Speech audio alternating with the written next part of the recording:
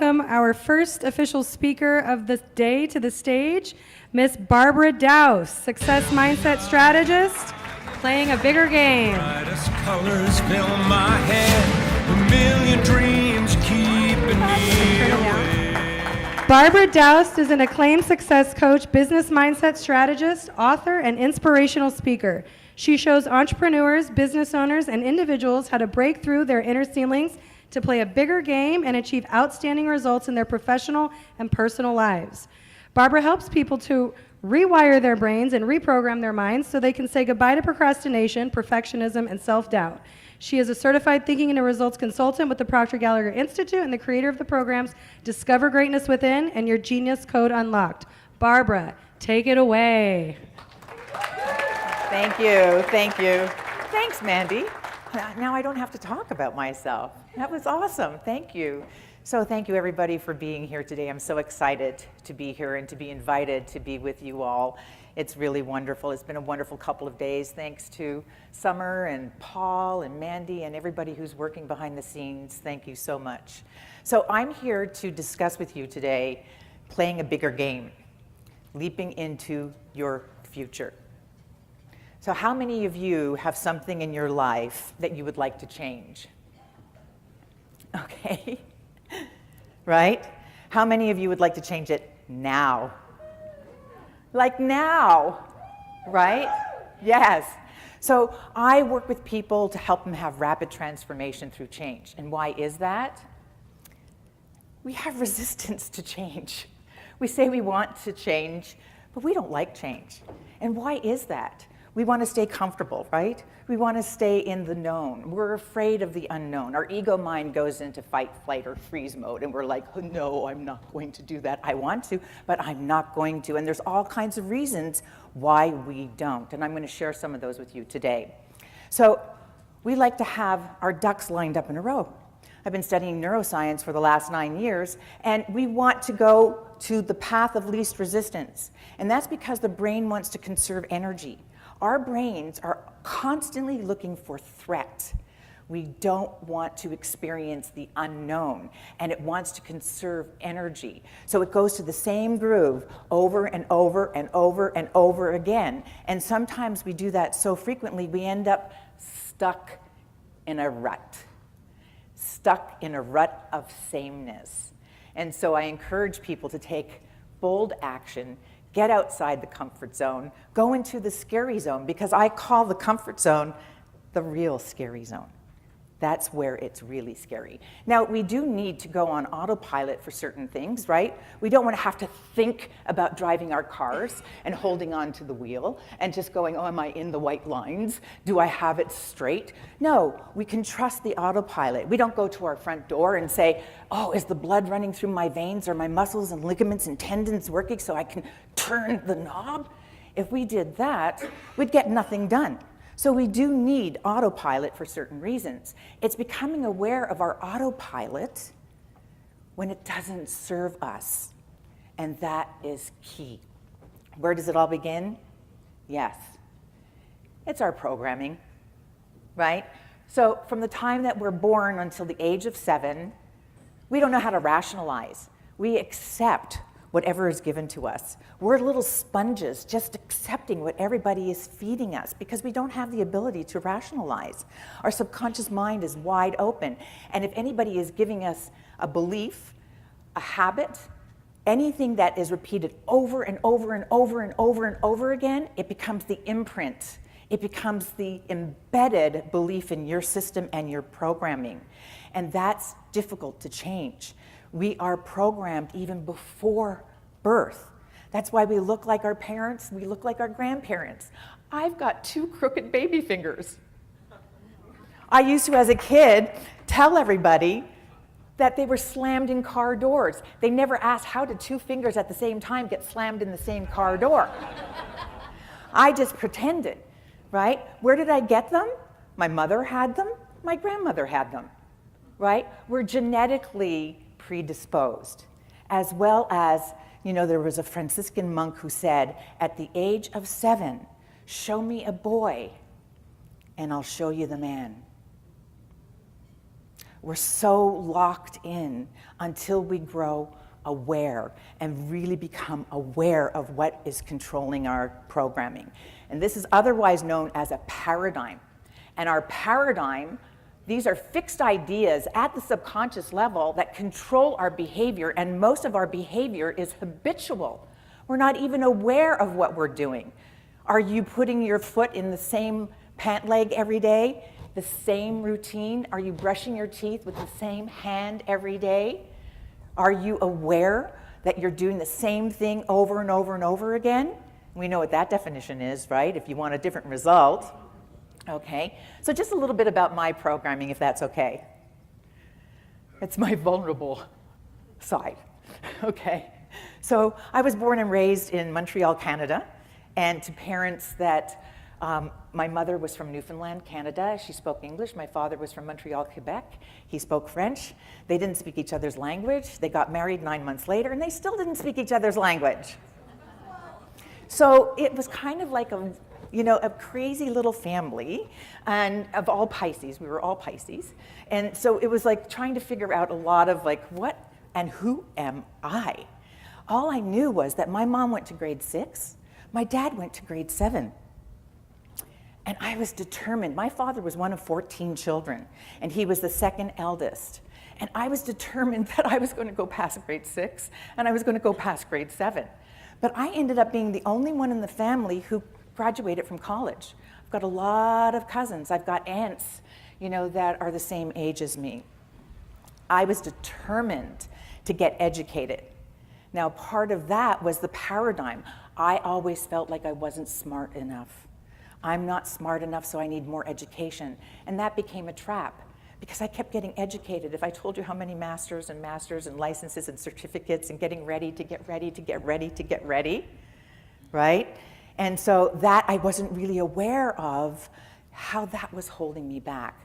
But I had enough determination that because I was really different than the rest of my family, I decided that I wanted to be an actor, and I have no idea why, because there was no artist in my family. But I went on a journey, and I studied theater in undergrad, and I met my husband there who was American, and that's how I'm here now. Okay? And then we went to San Francisco, and I started a theater company in San Francisco. My big success was that I had a show that was selected to play the Kennedy Center out of the city of San Francisco to represent San Francisco. I was paid a whopping $400. And I said, gosh, there's something wrong with this picture. I'm creating and creating, but I really don't know what I'm doing. I didn't have a vision at that time. I didn't even understand what a vision was. All I was doing was like following the carrot somewhere and doing the next thing and the next thing. But I didn't have an entrepreneurial mindset. I had a freelancer mindset, going from gig to gig to gig. What's next? Oh, please, what's next? Right? I just didn't have the awareness. And then I decided, well, I'm going to go to UCLA, and I'll get my master's in directing, and I'll become a university professor. That way I'll have a steady income. At least I'll know that there's money coming in, right? So I studied. I had my biggest objective, because I knew that I was a perfectionist and I wasn't allowing myself to fail. So my biggest objective was, Barbara, fail, make mistakes. I failed so miserably my first 2 years, I almost got kicked out. But by my 3rd year, I did a production that went on to be the biggest hit in UCLA history. Why? I wouldn't have been able to do that had I not spent 2 years in growing pains, like excruciating growing pains of letting myself make mistakes, choosing productions I didn't know the first thing about. I didn't know what they even meant, and I tried it anyway because I just was determined. I had no idea why. I just knew that I needed to make mistakes, and then it ended up having a great result for me, okay? And then I applied to over 250 universities, and I didn't hear back from one. It didn't matter my pedigree. It didn't matter my experience. I did not hear back from one. 250.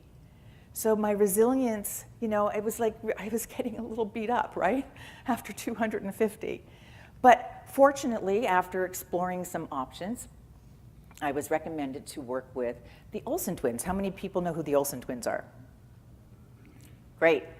So I was a personal acting coach for 10 years, and I traveled the world with them. And I still didn't have the awareness of how much money I could make. I was still on that, oh, I got a job. And I was still in my old paradigm. In my family, we never went to a restaurant until I was 18. So the first time I went to a restaurant, our entire family, we were like jokers. It was just comical, you know. And then I was at a restaurant in Australia with the twins at this 5-star restaurant, and the waiter came along and said the caviar is $40 an ounce, and I went, what? It was my parrot. I didn't even know that I was saying that, you know. And the father beside me said, Barbara, you're not even paying for it. And I was like, what just happened? What did I just do? You know, or going into Barney's and picking up a pair of pants that were $2,000. I was a socialist, you know, but from Canada. I was like, I could feed a village on that. Instead of realizing, and I obsessed for 2 weeks, I could feed a village with a pair of $2,000 pants, right? Instead of realizing that if I could buy a pair of $2,000 pants, I could feed a lot of villages. I just didn't have that awareness. And then, so I worked with the twins for 10 years. And then they went off to NYU, and I was kind of going like, do I want to continue doing this? I had an acting academy, and out of my acting academy, there were a lot of my young professionals who are now big stars. And what I was teaching them, I wasn't teaching them how to act. I was really teaching them mindset. And why they're successful to this day is because I taught them how to make mistakes. I would deliberately create opportunities for them to make mistakes. And they learned how to become resilient as a result of that, because to be in this business is not an easy business, okay? And then what happened was 2 months before my 25th wedding anniversary, my husband Patrick suddenly died. He was diagnosed with 4th stage lung cancer on May 5th, and he was gone 3 weeks later, May 31st. No signs, nothing. It just was out of the blue. I had pretty much closed down shop, everything. Now, there are 2 ways that we change. And one way is through a traumatic event. We are forced to change. Or in a static event, somebody's wedding. And the other way that we change is through constant spaced repetition of a new idea, something that we repeat over and over and over again, and we get rid of the old rut, and we create new neural pathways. But that takes repetition of a new idea, because a belief is just a thought that we have over and over and over again until we finally accept it as the truth. It just starts out as a thought. So in order to create new beliefs, we must create new thoughts and start thinking them over and over and over and over again. So just as I was really trying to make the decision whether or not I was going to open up the curtains to my living room that were closed for over a year, my father suddenly died of the same thing that my husband passed from, and he was gone within 2 months.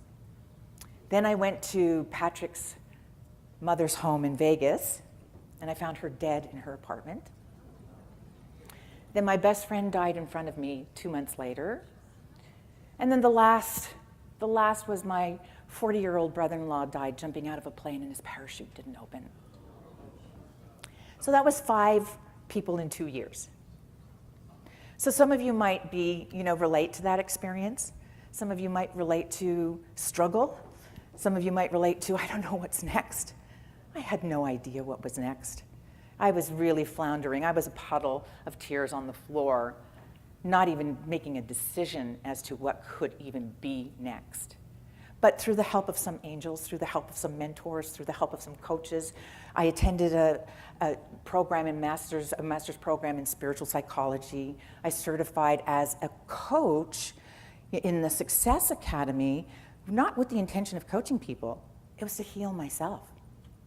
I needed to heal, and then I started seeing results. I had to work with people for me to certify, and I was like, oh, they're getting results. Oh, my goodness, what is this? What's going on, right? And I started to get more and more excited about it, and then I wrote a book in 2011 called True Love, True Self, A Journey to Self-Love. I had to discover, didn't really love myself.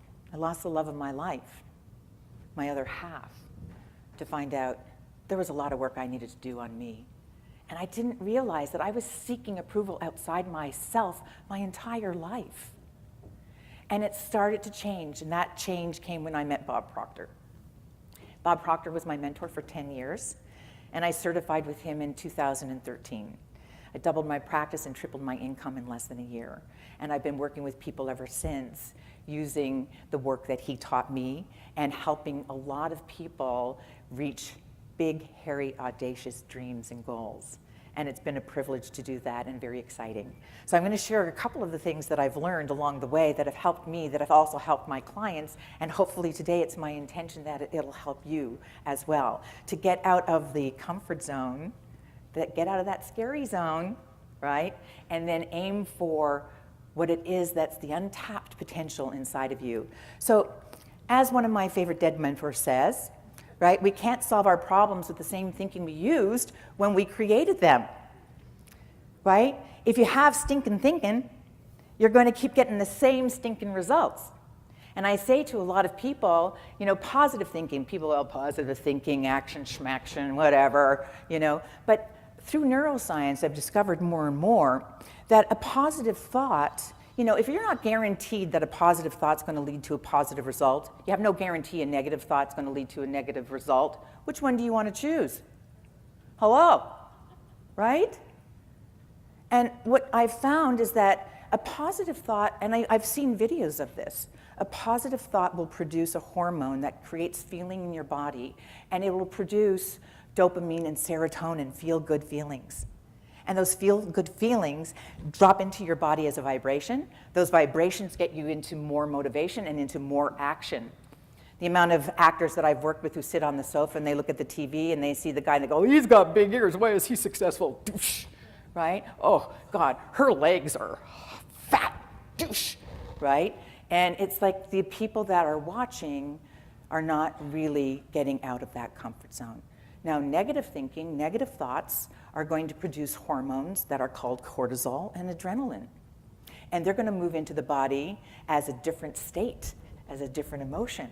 And that emotion is a negative emotion that limits us taking action, that limits us going for it, that stops us from going after what we think we can go after, because those feelings take over. So the way that we're programmed, and for those of you who have young children, heed my words.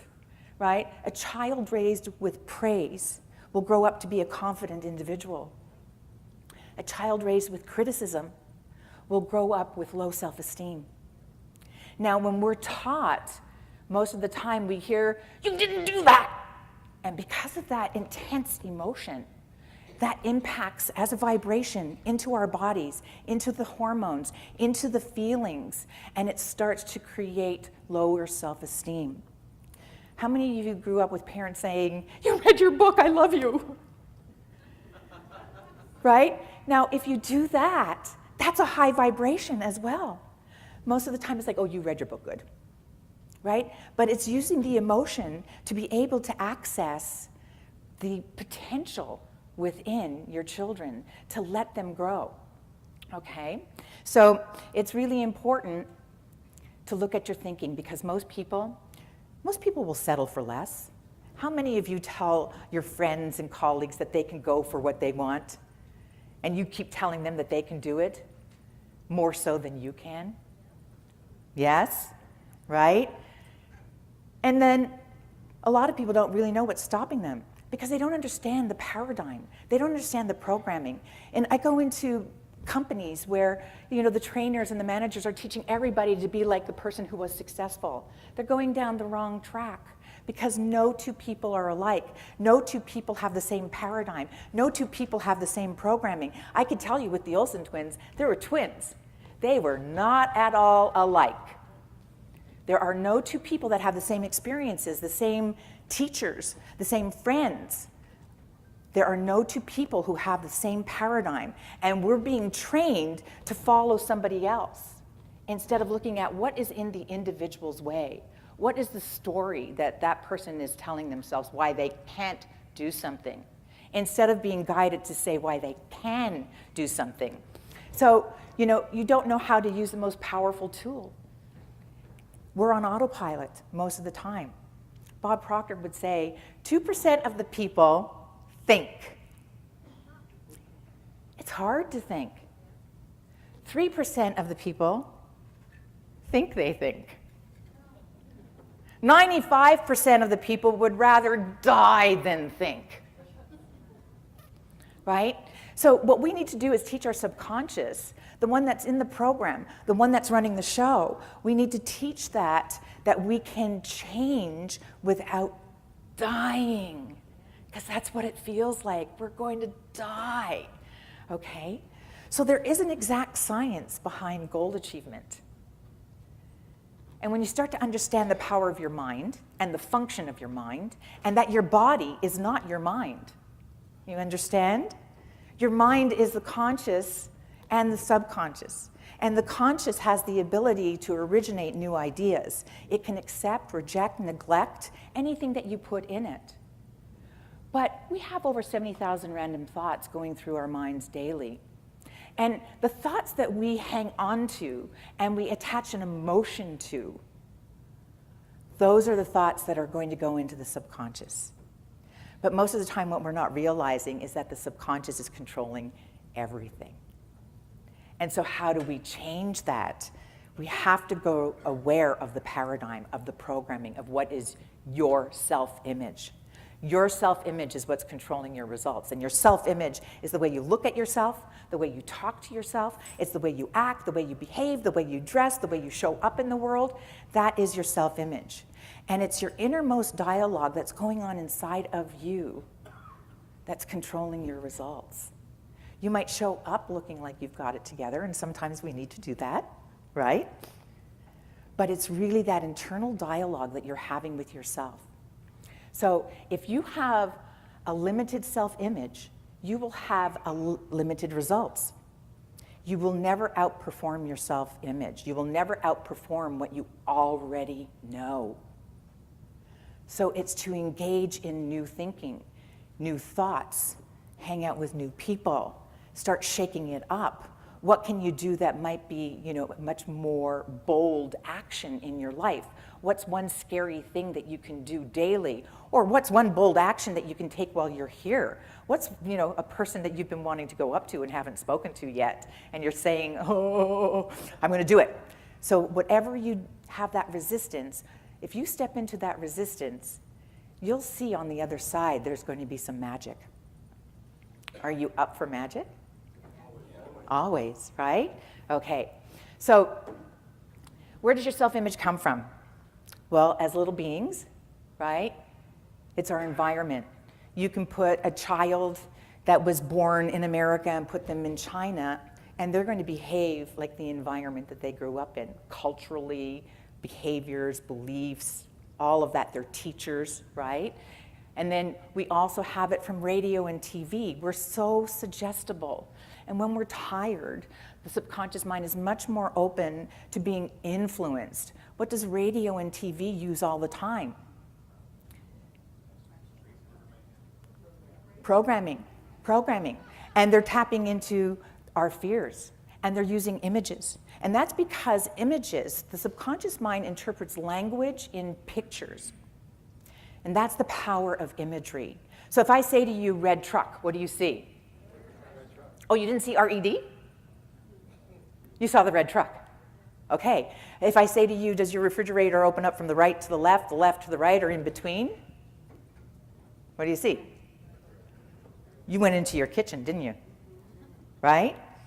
We interpret language into pictures. This is the power of imagery. Okay, so it's really up to you to start creating the pictures that you want to see in your life. And then our beliefs. Where are we getting our beliefs? It's not just our family. It is news. It is media. It is the environment. It is our teachers. It is, and we're also programmed, right? Our heritage. We're carrying in our DNA these beliefs. News. I haven't watched news for 22 years. And our habits. So our habits are really what's creating our personal reality, otherwise known as personality. So when you put your actions, your beliefs with your behaviors together, you are creating your personality. And I like to suggest to people, start changing your habits when you start aiming for something that is uncomfortable for you.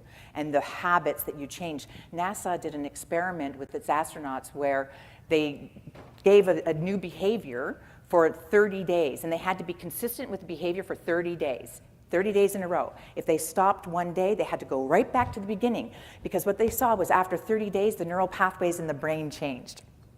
So I work with like a success habit chart, and it's the way I stopped eating chocolate cake every night. But you can't just stop a bad habit. You must put in a new positive habit. So I'm like, I want to stop eating chocolate cake every night. Oh, 30 days. How am I going to replace a chocolate cake? So I replaced it with a sweet yam. And I didn't need to eat the whole yam. I just needed a couple of bites of that yam. 30 days later, I had control over the chocolate cake. It no longer controlled me. So I can go to a restaurant, have a bite of a chocolate cake, and I'm quite satisfied. Okay? So it's really recognizing your own patterns of limitation. And the way that you can, change is take all of these and start putting in a new story. Start putting in a new program. Start thinking new ideas. Start listening to shows that are uplifting. Start watching TV that's uplifting. Start looking at your family and saying, hey, I need you to upgrade your opinion of me. I'm not 16 anymore, right? And then when you start doing that and you start repeating it and repeating it and repeating it, on the other side of that is a new version of you. So 90%, it's 95% now. 95% of the time we're on autopilot. 95% of the time we don't even know. Like I said when I was at that restaurant in Australia, I had no idea that my paradigm was that strong. And it just shocked everybody, okay? So I'm here to tell you, most of what you've learned about yourself isn't true.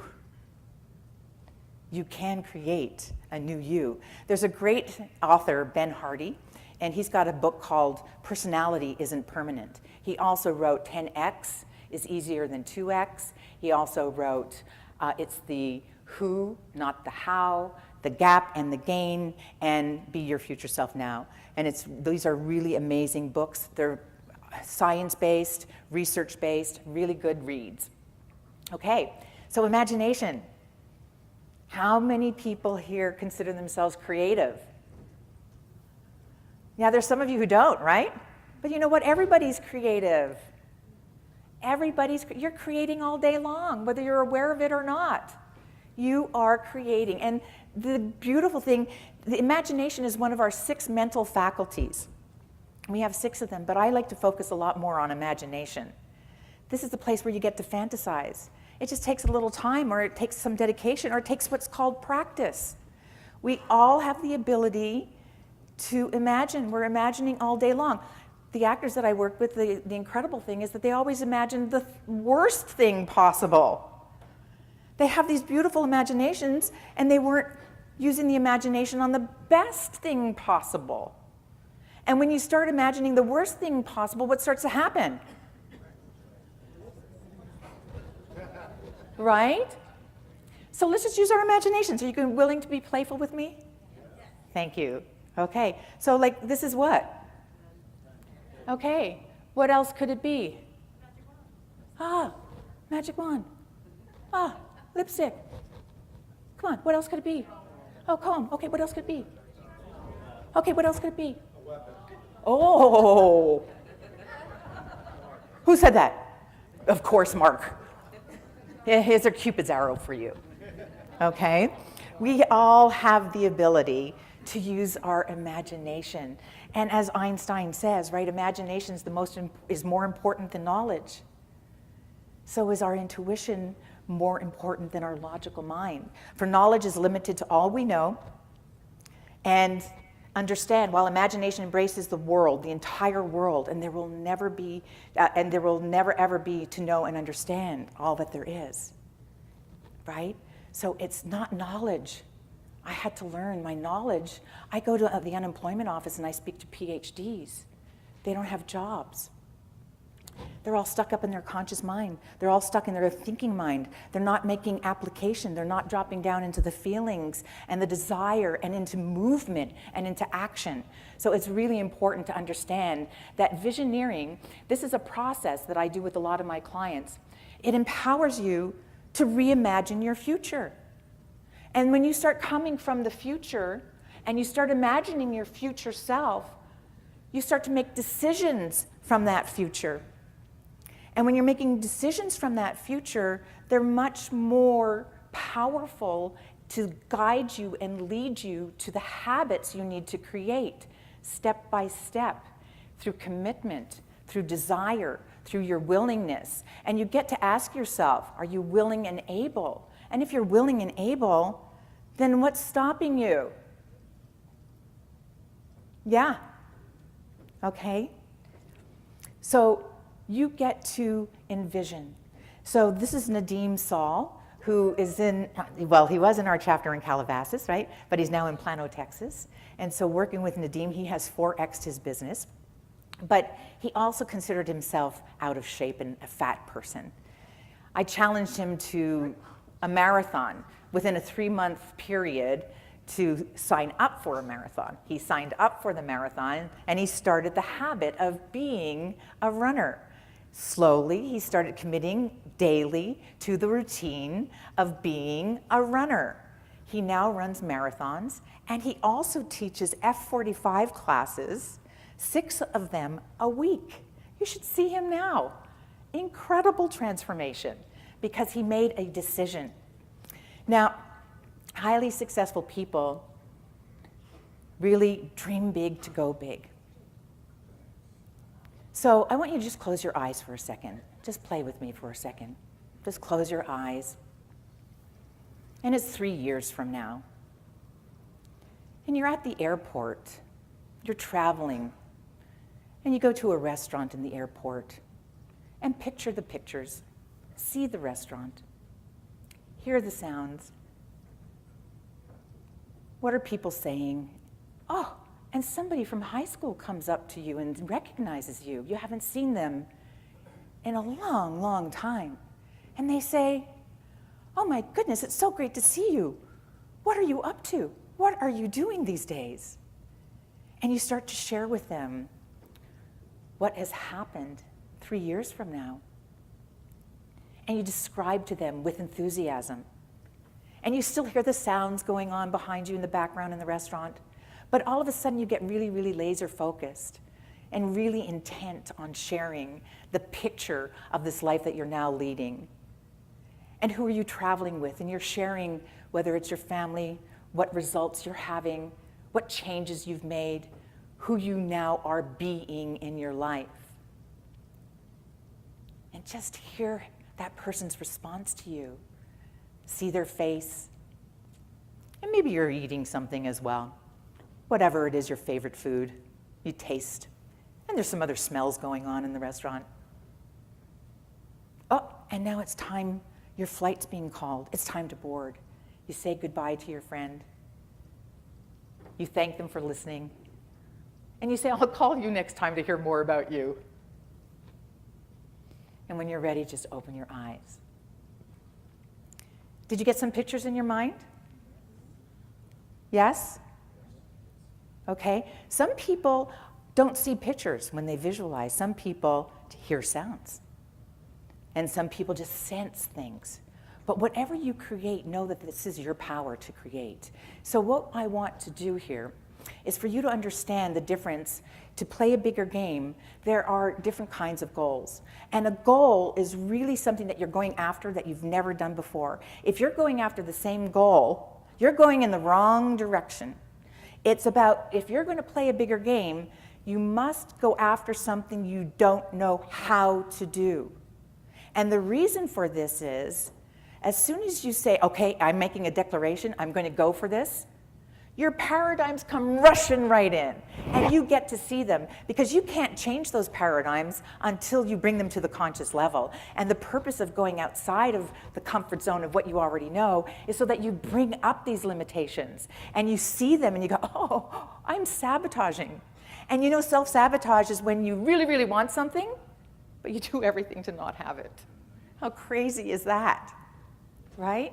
So there are the goals that you go after that you already know how to do. That's going to get you 1%, 2%, 3% growth. Then there are goals that you think you know how to do. You've got it all figured out. And you're going to write a book. And you know how to do it. But there's not a whole lot of inspiration in that. There's not a whole lot of challenge in that. Okay? So it's really to say, I'm going to go big. I'm going to go after the fantasy goal. And what you get to do is you get to really fantasize. And what I want you to do, oh, I'm going backwards, sorry. What you get to do is to ask yourself, what do you really want? And I want you to go home and make a list. Make a list of all your wants in your professional life. Make a list of all your wants in your personal life. Let yourself fantasize. Go big. Money's not an object. Time's not an object. Family's not an object. Your current circumstances and conditions are not an object. Okay? Go for it. Just write it all down. And then when you've got one that you think is the one that you want to go for, I want you to think about what is your one big business goal. So some of you here who are chapter leaders, what could be a big, hairy, audacious goal for your chapter? That's not something that you are comfortable with, okay, but something that excites you and scares you at the same time. If it doesn't scare you, your old program is just going to say, okay, I'm comfortable. I know what I'm doing. I know what I'm doing. But dare yourself to be bold. Now, when you make a committed decision, that's when things start to move. It takes commitment. You're not making a decision unless you're in action, and it's your choice. And choice is our biggest power. So make a committed decision. And when if you want to go to Paris, you can go to Paris and say you're going to Paris, and I'm going to Paris. But until you pick up the phone and book your flight and book your hotel, you're not in action. You haven't made a committed decision. So it's really important to make a committed decision. Now, what I also have for you on the table are these goal cards. And so everybody just take one of them.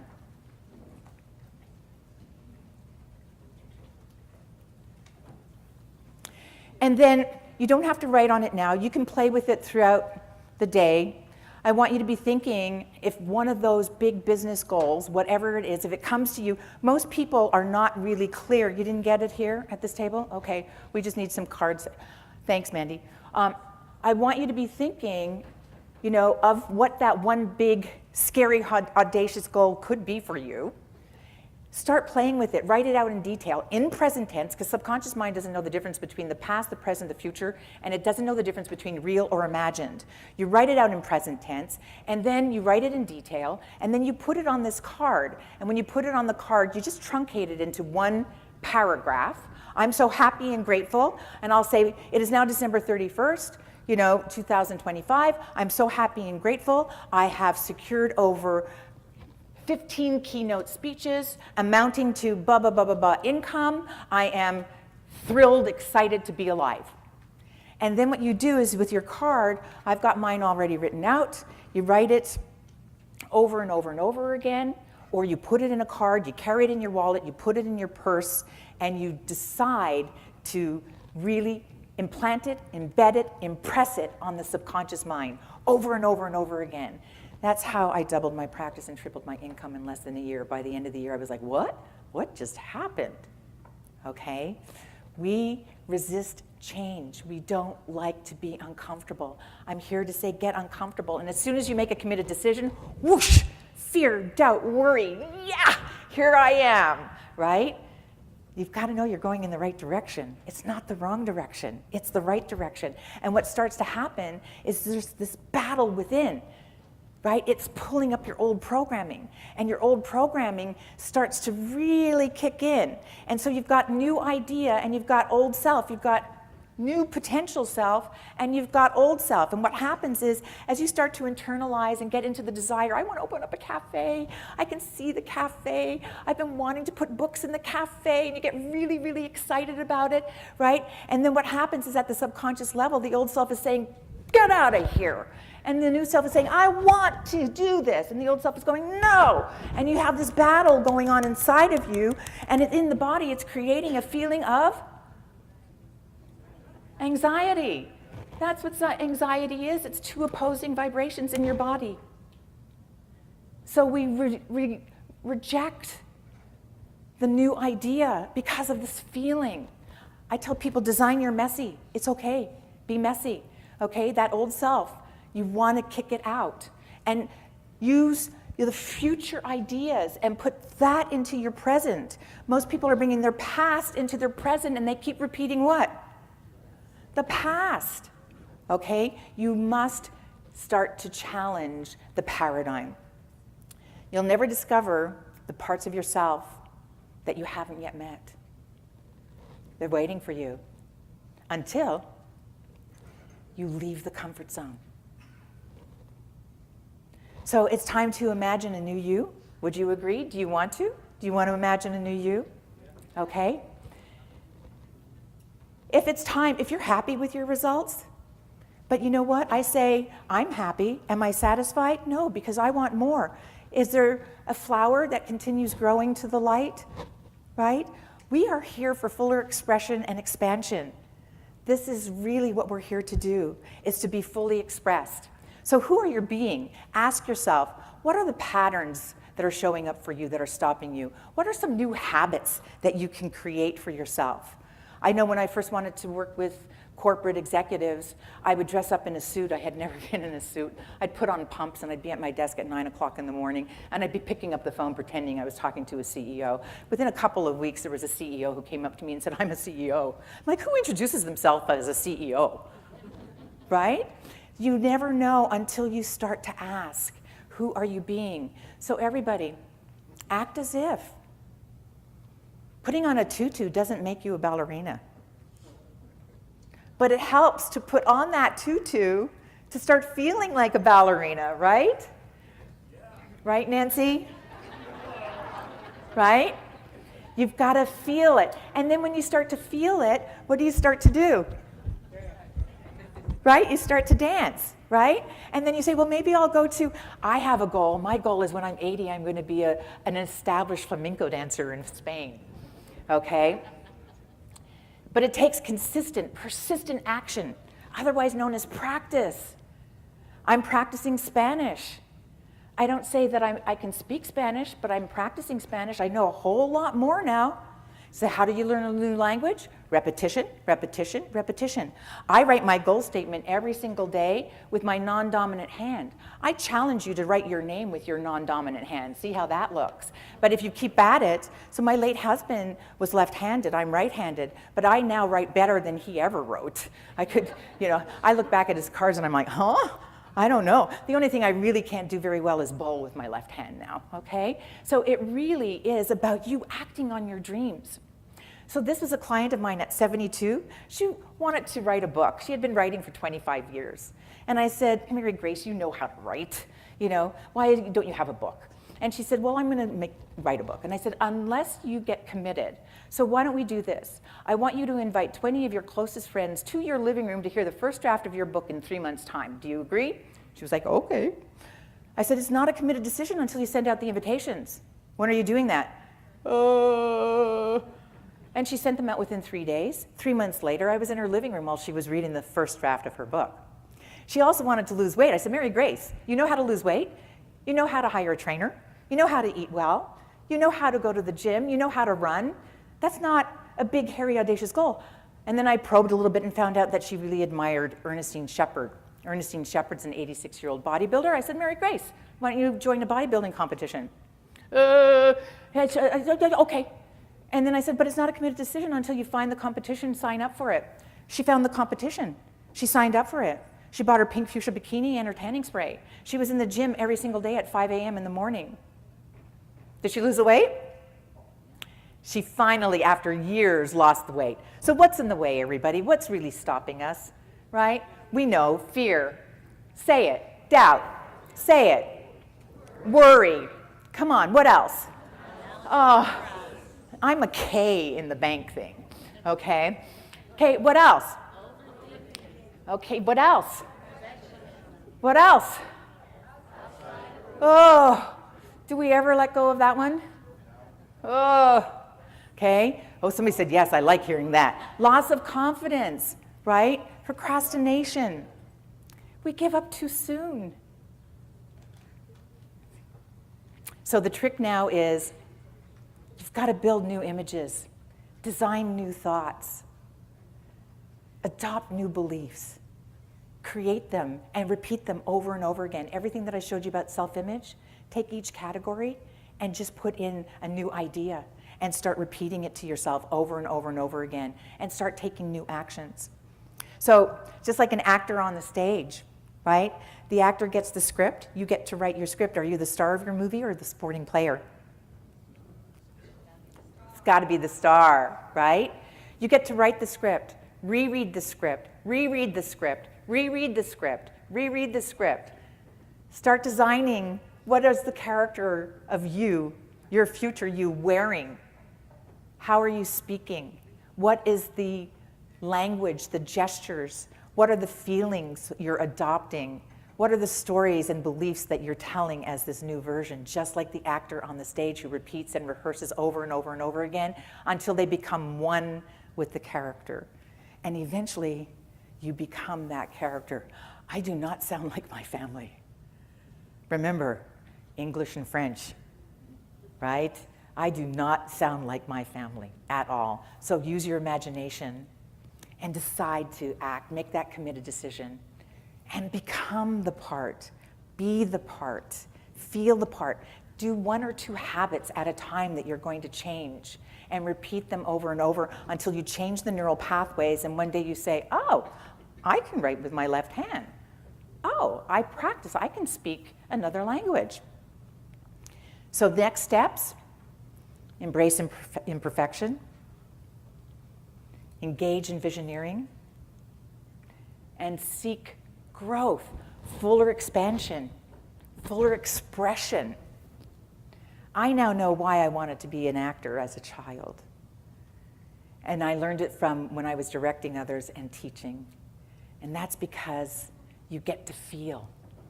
You get to feel all the emotions without judgment. You get to feel and express through your body. You get to feel alive. I keep thinking of Nancy over there, so I'm like, ballerina, right?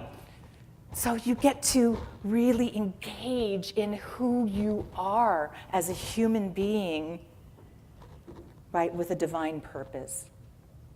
So this is Bobby. She was 70, came into a program of mine and said it was epic.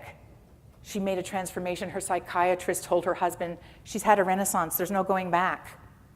He should have been in the program too. Okay, so you don't get what you want. You get who you are being. It's not about what you want. It's about what are you committed to? Who are you committed to being? And act on your belief. Your belief will create the fact. As a child, we have our beliefs, but then we go to school and they say, stop dreaming, stop fantasizing, right?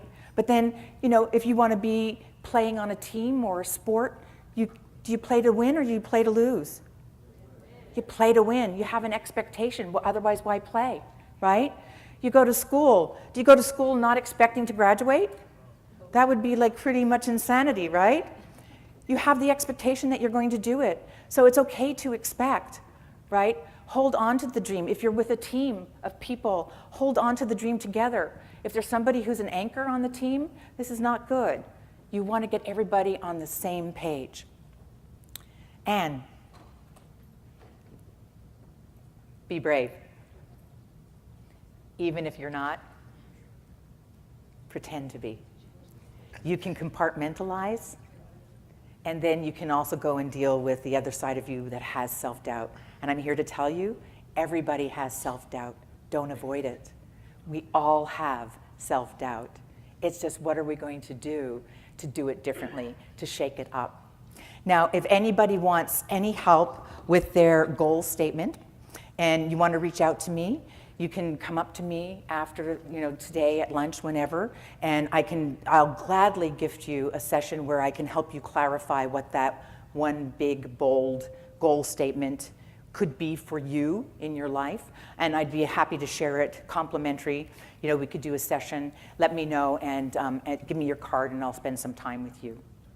There's nothing that I enjoy doing more than scaring the pants off of everybody. No, I'm just kidding. So I think we're at our time, right, Mandy? We are at our time. Okay, so everybody, do one bold action. Do it while you're here. Go up to somebody, leave them with an impression of increase. Tell them something about themselves, not just a compliment like you like their tie, but something that you notice about them, that like their eyes are twinkling, right? Something that you notice about them that you've been drawn to. Because if you see that in somebody else, guess what? It's in you. I'm Barbara Dowse, everybody. Have a wonderful rest of your day. Ladies and gentlemen, let's give another round of applause for Barbara.